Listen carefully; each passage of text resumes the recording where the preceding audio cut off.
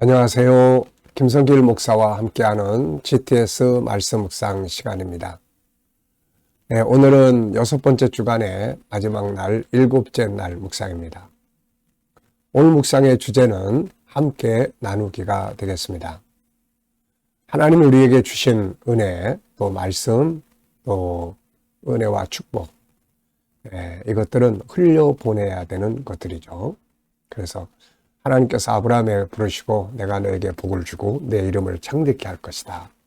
그리고 너는 복의 근원이 되라. 그러니까 아브라함에게 복을 주시고 아브라함은 흘려보내는 역할을 하는 것이죠. 자, 오늘도 주일입니다. 오늘 주일 주님 앞에 나가서 내가 나누어야 될 것들이 무엇이 있는지 한번 생각해 보시는 시간 되시기 바랍니다. GTS 묵상은 두 가지의 목적을 가지고 만들어졌습니다. 그 첫째는 매일매일의 역동성 있는 감동을 받는 신앙생활. 주일날 하루만 감동받고 와서 끝나버리는 게 아니라 매일매일 그 대신 시간을 좀 투자를 해야 되죠. 그리고 이제 또 삶의 현장에서 변화와 발전, 우리 아이들은 재능 개발과 학습 능력을 키우기 위해서 만들어졌습니다. 이것을 위해서 5, 7, 2의 구조가 들어있는데요. 5는 그림을 보고 분석하는 것인데 생각하는 힘을 키워주는 것입니다. 아이들에게는 공부하는 두뇌를 만들어주는 거죠. 그리고 7은 매일매일의 삶의 주제입니다. 그냥 사는 것보다 오늘의 주제, 함께 나누기. 오늘 내가 뭘 나눌 수 있을까? 뭔가를 나누면은 이게 변화가 되는 거거든요. 그냥 사는 것보다. 자, 그리고 이제 한꺼번에 모으면 이렇게 컨설팅의 도구도 되고 아이들 독서지도 또 학습지도 하는데도 큰 도움이 되겠습니다. 또 2는 질문 만들기와 또 그림 분석, 예수님과 소통하고 영감 얻는 프로그램이 되겠습니다. 내 생각이나 내 경험으로 사는 것보다는 주님이 주시는 지혜를 가지고 사는 것이 훨씬 더 낫죠. 자, 5, 7, 2 항상 익숙하게 생활화해 보시기 바랍니다. 자, 오늘도 그림 분석부터 이제 시작을 하겠습니다. 자, 그림을 보면은 이제 어제 아침에는 베드로가 이제 예수님 모른다 이렇게 부인하는 내용인데요. 이제 오늘 그림은 베드로가 이제 밖에 나가서 통곡하는 그런 장면이에요. 베드로도 닭의 울음소리를 딱 듣자 그 전날 저녁에 예수님께서 네가 닭 울기 전에 3번 나를 모른다고 할 것이다 라는 말씀이 생각이 났겠죠. 그리고 나서 그 밀려오는 후회감, 절망감, 좌절감, 내가 왜 그랬을까 하는 이 안타까움이 이제 베드로를 밖에 나가서 통곡하게 만들었던 것 같고, 자, 이 그림을 보시면서 또 느껴지는 거 있으면 적어보십시오. 자, 저는 제목을 베드로의 통곡 이렇게 적어봤고요.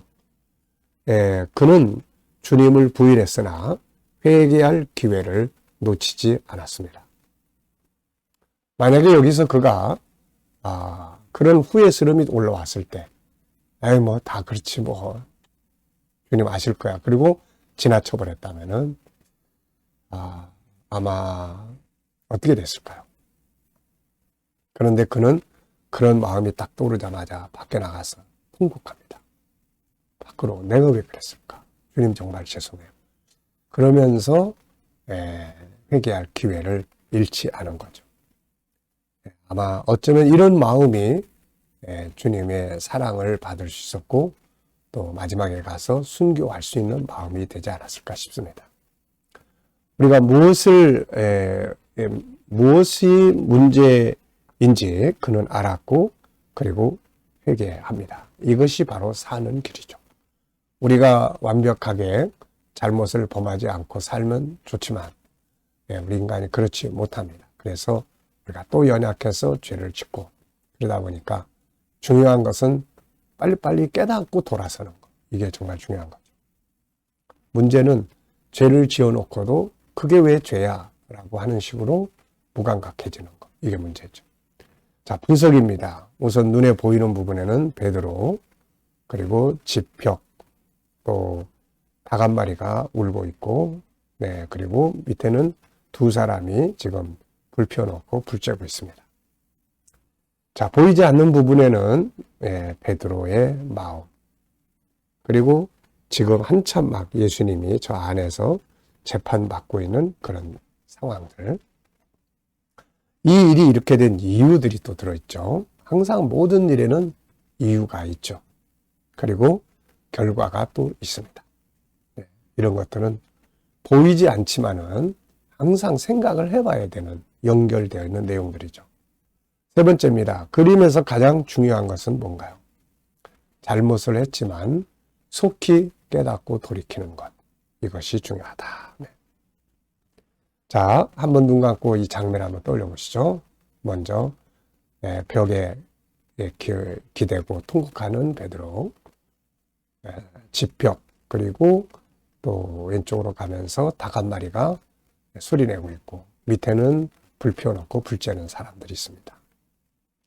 자, 이 그림과 관계된 성경에는 또 뭐가 있을까요? 우선 이 그림의 본문이 있죠. 바로 마태복음 26장. 네. 그리고 또 비슷한 사건이 있는데 성격은 좀 다르지만은 사무엘하 12장. 다윗의 사건이죠. 네, 밧세바를 범한 다음에 선지자가 가서 지적할 때 회개하는 장면.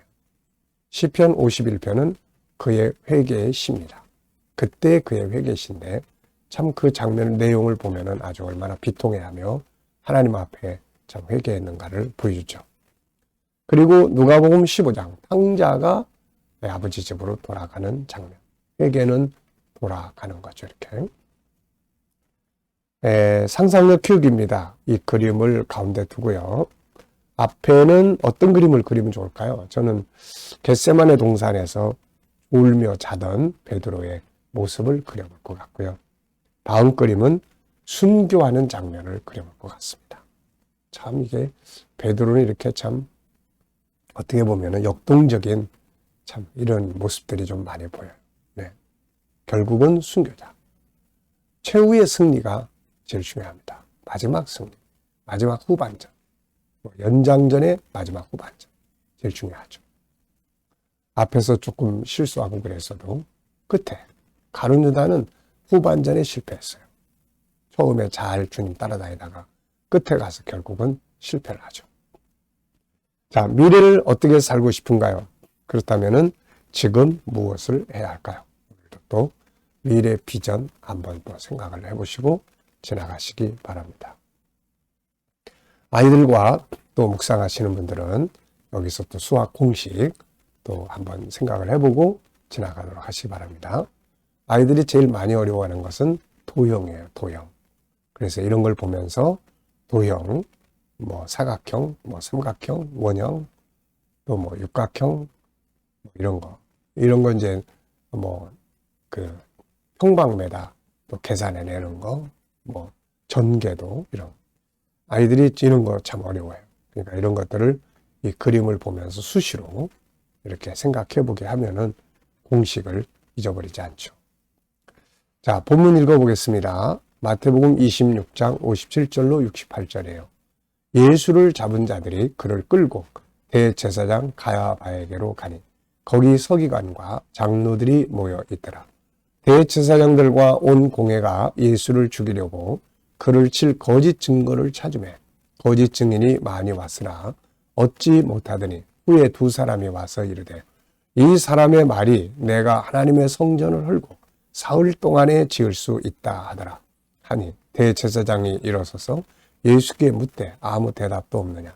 이 사람들이 너를 치는 증거가 어떠하냐 하되 예수께서 침묵하시거늘 대제사장이 이르되 내가 너로 살아계신 하나님께 맹세하게 하노니 네가 하나님의 아들 그리스도인지 우리에게 말하라. 예수께서 이르시되 내가 말하였느니라. 그러나 내가 너희에게 이르노니 이후에 인자가 권능의 우편에 앉아 있는 것과 하늘 구름을 타고 오는 것을 너희가 보리라 하시니 이에 대제사장이 자기 옷을 찢으며 이르되 그가 신성모독하는 말을 하였으니 어찌 더 증인을 요구하리요. 보라 너희가 지금 이 신성모독하는 말을 들었도다. 너희 생각은 어떠하냐.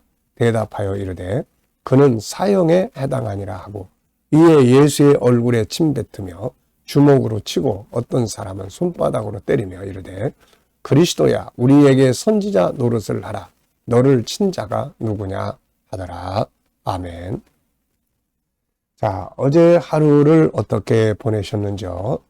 또 감사한 거 또 적어 보시고요. 오늘 또 하루 시작하면서 감사한 거 또 쭉 적어 보십시오. 미래를 또 생각하시면서 감사하고 싶은 것들 쭉 적어 보시면 됩니다. 자, 1번입니다. 본문에서 오늘 느끼는 것은 무엇인가요? 저는 두 가지를 적었는데요. 하나는 이런 자리에 있지 않다는 거. 이게 너무너무 참 감사한 것 같습니다. 주님을 재판하는 자리에 만약에 내가 그 시대에 그 나라 사람으로 태어나서 그 자리에 있었다면 얼마나 큰 비극입니까?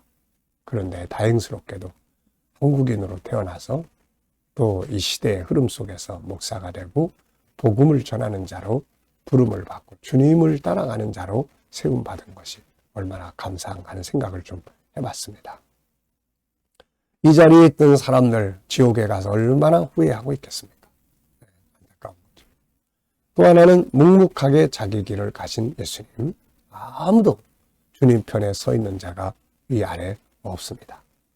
함께 해야 될 제자들은 다 도망쳤고 베드로는 예수님을 3번 부인하고 있습니다. 이런 상황에서 주님은 묵묵하게 자기 길을 가신 거죠. 인생을 살아가면서 누가 알아주거나 안 알아주거나 또 세상이 나를 어떻게 보거나 이런 것들이 사실 중요한 게 아니라 주님이 내게 맡기신 묵묵히 내가 갈 길을 가는 것이 중요합니다. 자, 한 주간 묵상하면서 본문에서 기억에 남는 것이나 응용해 본 건 뭔가요? 네, 저는 몇 가지 적어봤는데요. 하나는 이 어리석은 사람들. 이 사람들 진짜 어리석은 사람들. 장로, 대제사장, 서기관. 참 성경을 연구하는 사람들이 성경의 주인공인 예수를 죽이는 일에 앞장을 쓴 거죠. 나와가지고 거짓말로 증언하는 사람들. 뭘 얻겠다고 이렇게 안타까운 일들이죠. 자, 그리고 묵묵히 자기 길을 가신 주님. 그리고 가장 큰 기적. 이번 주간에 계속 말씀드렸습니다만 예수님은 이 땅에 와서 많은 기적을 했어요. 오병이의 기적, 물이 변해서 포도주 되는 기적, 바다 풍랑을 잠잠케 하는 기적. 그러나 이런 기적이 우리를 구원하는 게 아니라 바로 이 전능자가 사람에게 와서 멸시와 천대를 받을 때 참고 그걸 다 받아들이고 가시는 이 기적. 이게 우리를 구원합니다. 그리고 세상을 이기는 승리의 비결입니다. 바로 이 고난의 길을 걸어가신 주님을 가만히 생각을 하면 우리도 어려운 일을 만날 때 승리할 수가 있게 됩니다. 자, 본문 암송해 보겠습니다. 자, 눈 감아 보시고요. 우리 GTS의 장점 중에 하나는 바로 암송입니다. 한 본문을 일주일 동안 계속 묵상하기 때문에 암송하기가 아주 좋죠. 자, 암송해 보겠습니다. 예수를 잡은 자들이 끌고 가야바 제사장 가야바에게로 가니 거기에 장로들과 서기관들이 모여 있더라. 대제사장들이 그를 죽이기 위하여 거짓 증인들을 많이 불렀으나 증거를 얻지 못하니라. 그때 두 사람이 와서 말하되 이 사람이 성전을 헐면 자기가 3일 안에 짓겠다고 했습니다. 그러자 대제사장이 물었습니다. 네가 이 사람들의 말을 듣느냐? 그들의 증언이 어떠하냐? 하되 예수는 침묵하시는지라. 대제사장이 예수께 묻되 내가 하나님께 맹세하여 말하노니 네가 하나님의 아들이 그리스도인지 말하라 하며 예수께서 이르시되 네가 말하였느냐 하시고 이후에 인자가 권능의 우편에 앉은 것과 하늘 구름을 타고 오는 것을 너희가 보리라 하시니 대제사장이 일어나 옷을 찢으며 신성 모독이로다. 너희가 이 신성 모독하는 것을 들은 말이 어떻게 생각하냐? 그들이 말하되 사형에 해당하니이다 하니 무리가 침뱉고 주먹으로 치고 어떤 사람은 손바닥으로 때리며 이르되 선지자 노릇하라. 너를 친 자가 누구냐 하더라. 아멘. 자, 말씀을 이렇게 외워야 우리 속에서 말씀이 살아서 역사를 합니다. 자, 572를 어떻게 사용해 보셨는지요? 요즘에 저는 이제 월요일 날마다 아이들 ST 7가지 주제로 독서 나눔을 훈련하고 있습니다. 그리고 목요일 날은 7가지 주제로 이 본문 분석을 이제 하고 있는데요. 이 훈련이 잘 되면 여러 가지 많은 도움을 얻게 됩니다. 또 개인적으로는 묵상할 때, 그리고 또 삶 속에서 주님 어떻게 할까요? 572 많이 사용해 보시기 바랍니다. 자, 이 시간은 주님과 소통하는 시간입니다. 자, 눈 감아 보시고요. 자, 본문 434 한번 떠올려 보시고 7가지 주제 또 쭉 떠올려 보시고요. 오늘의 나의 삶의 현장을 또 쭉 기억해 보시고, 그리고 주님께 물으시면 되겠습니다. 오늘은 주일입니다. 주님, 오늘 교회 가서 제가 이 사람 만나고 어떻게 하면 좋을까요? 또 이 봉사활동 어떤 자세로 하면 좋을까요? 자, 이렇게 묻고 기다리시면 주님이 주시는 지혜와 영감이 있습니다. 이 영감을 가지고 오늘도 풍성한 행복한 하루가 되시길 바랍니다. 기도하고 마치겠습니다. 주님 감사합니다. 한 주간도 묵상 잘 할 수 있도록 도우셔서 감사드립니다. 함께한 모든 이들이 형통하고 또 이 묵상에 더욱 익숙해져서 삶의 변화와 발전이 풍성하게 이루어지게 하여 주옵소서. 오늘 주일입니다. 주님, 원근각지의 많은 사람들이 제단에 찾아와 예배드리고 구원받고 하나님께 영광 돌리게 하시고, 예배 가운데 주님 임재하셔서 주의 백성들을 만나주시고 연약한 자들을 치료하시고 함께하여 주옵소서. 감사하며 예수님의 이름으로 기도하옵나이다. 아멘.